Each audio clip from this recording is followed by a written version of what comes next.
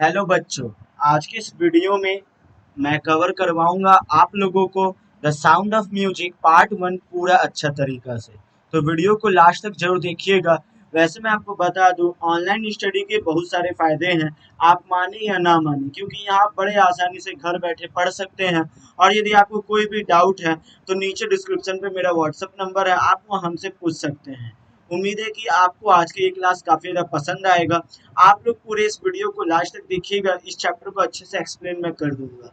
The sound of music यानी कि संगीत का धुन, यानी संगीत की आवाज। ये चैप्टर बहुत ही बढ़िया इंटरेस्टिंग है। ये बताता है कि कैसे एक विकलांग लड़की बहुत ही ज्यादा मेहनत करके अपनी जिंदगी के वो शिखर पर पहुंचती है जहाँ सभी लोगों का सपना होता है। तो पार्ट वन है एवलिन ग्लेनी का, जो कि सुनकर मतलब बहरी है लेकिन फिर भी बहुत अच्छा से म्यूजिक को समझ सकती है, सुन सकती है।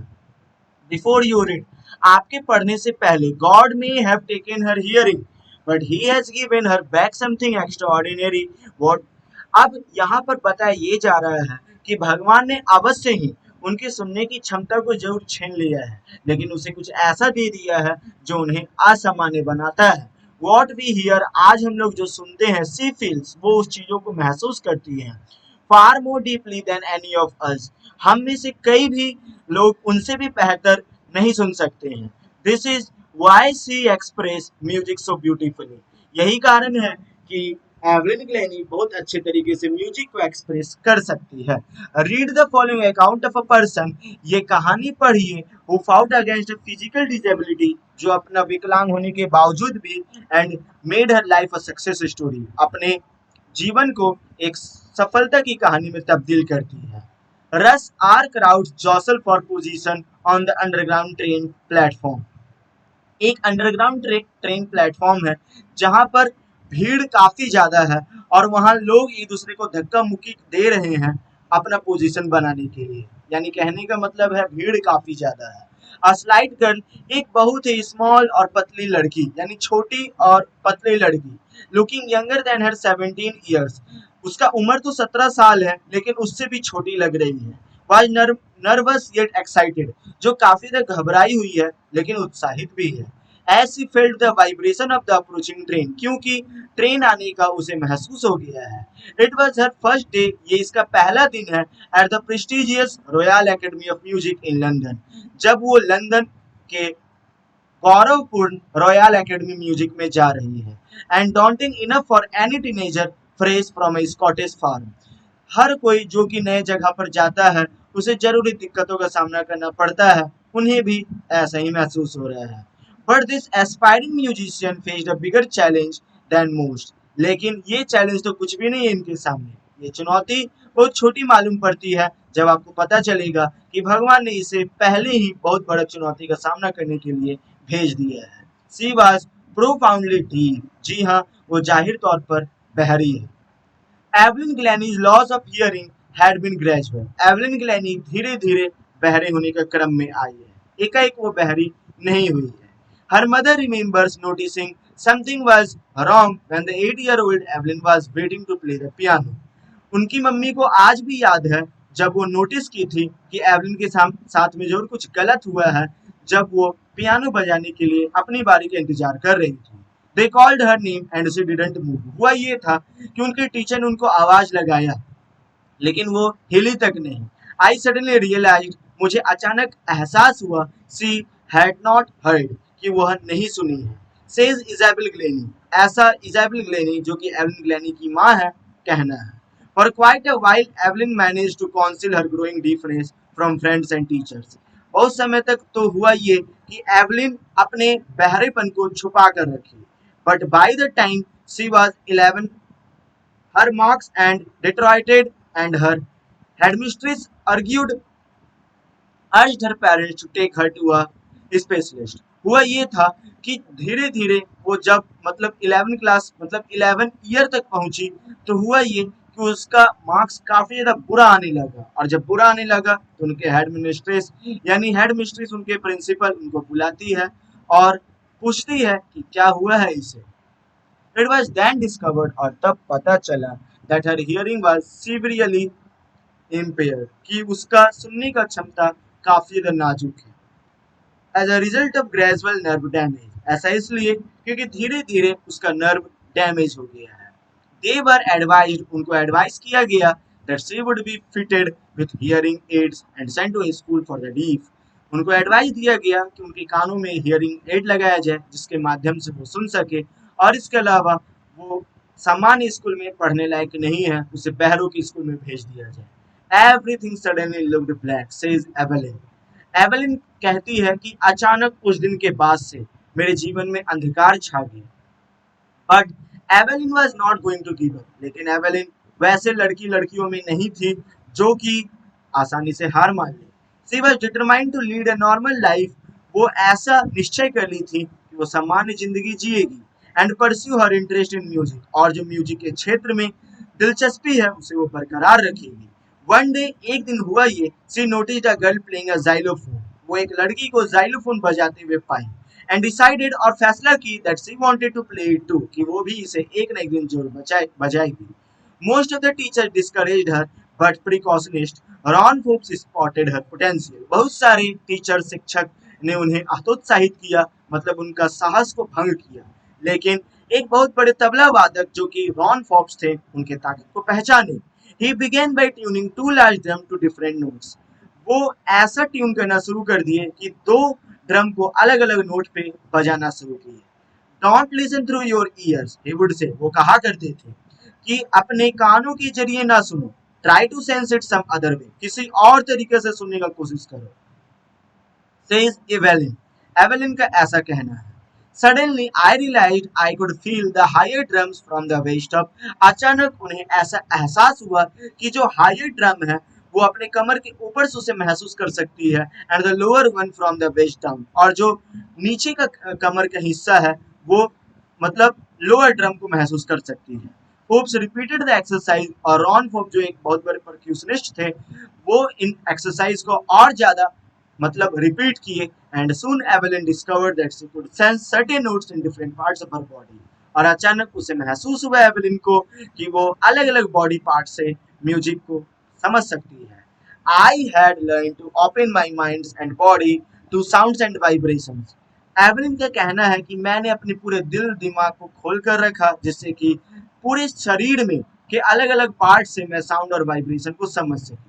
The rest was shear determination and hard work. और बचा बाकी तो मेरा डिटर्मिनेशन और जुनून और हार्ड वर्क, कठिन मेहनत और जुनून सारे के सारे कामों को कर दिए। She never noticed back from that point onwards, और उसके बाद से वो पीछे मुड़कर नहीं दिखी।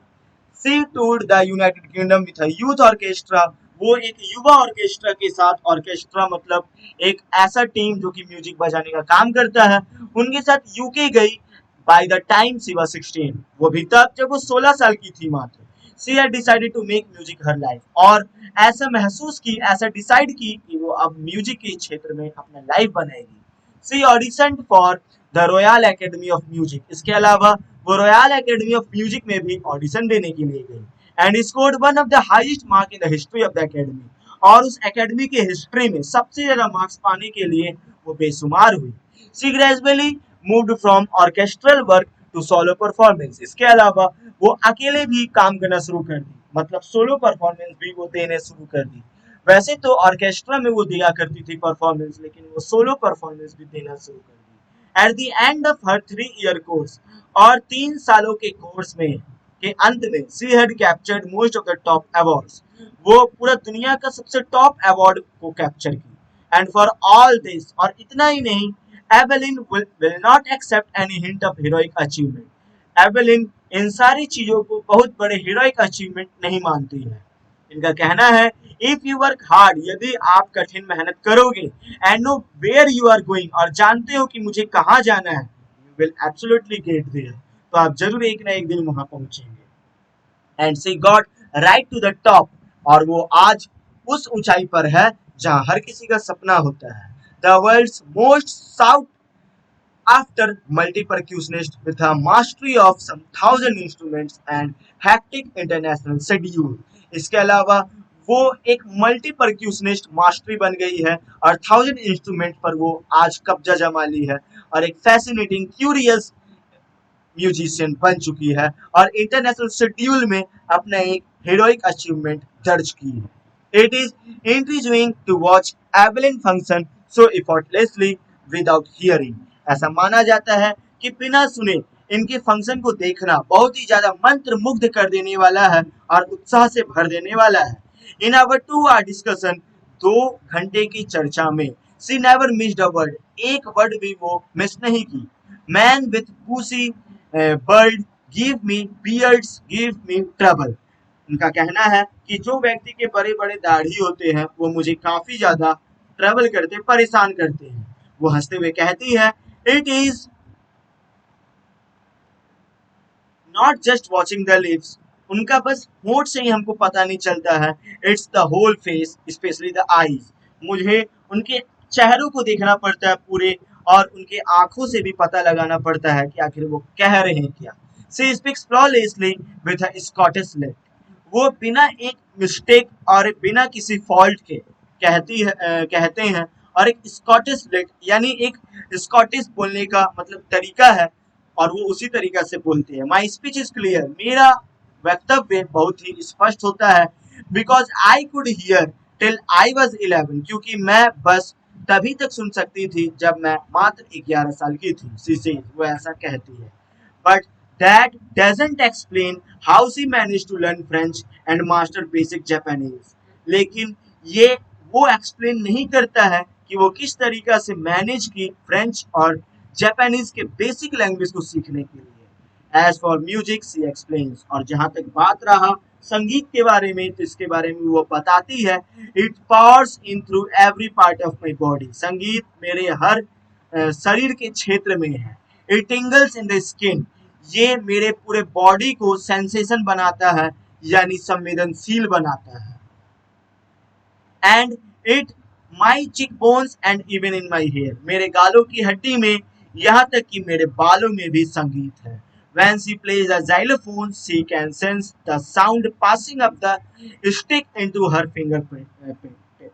वो कहती है कि जब मैं xylophone बजाती हूँ तो वो किसी भी म्यूजिक को मतलब सेंस कर सकती है जो उनके फिंगर टिप से होते हुए पूरे बॉडी की ओर जाता है। By leaning against the drums, she can feel the resonance flowing into her body। जब वो मतलब बजाती है ड्रम तो वो फील कर सकती है साउंड के इको को अपने पूरे बॉडी में। On a wooden platform, she removes her shoes। आपको पता है जब कभी भी एवलिन ग्लेनी जाती है किसी भी लकड़ी वाले सतह के ऊपर अपना परफॉर्मेंस देने के लिए, सी अनवियर हर शूज, वो अपने जूतों चप्पलों को खोल कर जाती है। सो दैट, ताकि the vibration pass through her bare feet, ताकि उसके पैरों से वो कंपन उनके पैरों से पूरे शरीर पर जा सके और वो उस कंपन को महसूस कर सके। नॉट सरप्राइजिंगली, आश्चर्य नहीं होता है इस बात को जानकर कि एवलिन डिलाइट्स हर ऑडियंसेस, कि एवलिन ग्लैनी अपने ऑडियंस अपने श्रोतागण को काफी ज्यादा प्रसन्न रखती है। इन 1991 she was presented with the royal Philharmonic societies prestigious soloist of the year award. ये जानकर काफी ज्यादा आश्चर्य नहीं होता है कि एवलिन ग्लैनी 1991 में रिप्रेजेंट की रॉयल फिलहार्मोनिक सोसाइटी, जो कि प्रेस्टिजियस सोलोइस्ट ईयर अवार्ड है, उसको रिप्रेजेंट की। Says master percussionist James Blade, James Blade का कहना है जो एक बहुत बड़े तबला वादक है, God may have taken her hearing, बेशक भगवान ने उनकी सुनने की क्षमता को जरूर छीन लिया है, but he has given her back something extra ordinary, लेकिन कुछ ऐसा दे दिया है जो काफी ज्यादा कमाल का है। वॉट वी हियर, आज हम लोग जो सुनते हैं, सी फील्स, वो उन सारी चीजों को महसूस करती है। Far more deeply than any of us, हम में से काफी बेहतर। That is why she express music so beautifully, यही कारण है कि वो म्यूजिक को काफी अच्छे तरीके से महसूस करती है। Evelyn confess that she is something of a workaholic, Evelyn का कहने का मतलब है वो और कुछ नहीं, कामों के लिए वो शराबी है, काम करने के लिए शराबी है। I have just go to work, मुझे बस काम करने के लिए जाना है। Often harder than classical musicians, उनसे भी जो क्लासिकल म्यूजिशियंस हैं उनसे भी मुश्किल, but the rewards are enormous, लेकिन उसके बाद जो इनाम मिलते हैं वो क्या बताएं। Apart from the regular concerts regular concert करने के अलावा Evelyn also gives free concert in prisons and hospitals. Evelyn hospital में और जेल में भी फ्री कंसर्ट किया करती है। She also gives high priority to classes for young musicians. इसके अलावा जो छोटे छोटे बच्चे हैं उनको भी म्यूजिशियन बनाने के लिए काफी ज्यादा इनका हाई प्रायोरिटी है, काफी ज्यादा उनको इम्पोर्टेंस देती है। And Ricklen of the Beethoven Fund for the Deaf Children says इन ये जो एक फंड है Beethoven Deaf Children, इनका कहना है she is shining inspiration for deaf children, वो एक चमकता हुआ प्रेरणा स्रोत है बहरे बच्चों के लिए। They see that there is nowhere that they cannot go, ऐसा उनका मानना है कि अंधे भी वहां जा सकते हैं जहां बाकी लोग सोच भी नहीं सकते हैं। Evelyn Glennie has already accomplished more than most people twice her age. Evelyn Glennie अपने उम्र से 2 गुना लोगों के बराबर उपलब्धि को पा ली है। She has brought percussion to the front of the orchestra and demonstrated that it can be very moving. और उनका कहना है कि वो ऑर्केस्ट्रा में सोलोइस्ट, स्टेट में सोलिस्ट प्ले में वो काफी ज्यादा अपना नाम स्थापित किए हैं। She has given inspiration to those who are handicapped. वो एक ऐसे लोगों के लिए प्रेरणा स्रोत है जो विकलांग है। People who look to her and say, जो लोग उनकी तरफ देखते हैं वो यही मानते हैं if she can do it, यदि वो कर सकती है I can too, तो मैं भी जरूर ही कर सकता हूँ। And not the least, और आखिरकार खत्म नहीं होता है, she has given enormous pleasure to millions. वो काफी लोगों को, मिलियंस ऑफ लोगों को प्रेरणा दी है। तो आज के लिए बस इतना ही। आपको आज के ये चैप्टर एक्सप्लेनेशन कैसा लगा नीचे कमेंट करके हमें जरूर बताइएगा, और इसी तरीके के वीडियोज देखते रहने के लिए चैनल को सब्सक्राइब कीजिए। जब भी मैं वीडियो अपलोड करूँ आपको नोटिफिकेशन मिल जाए, इसके लिए करना काफी इंपॉर्टेंट है। Thanks for watching this video.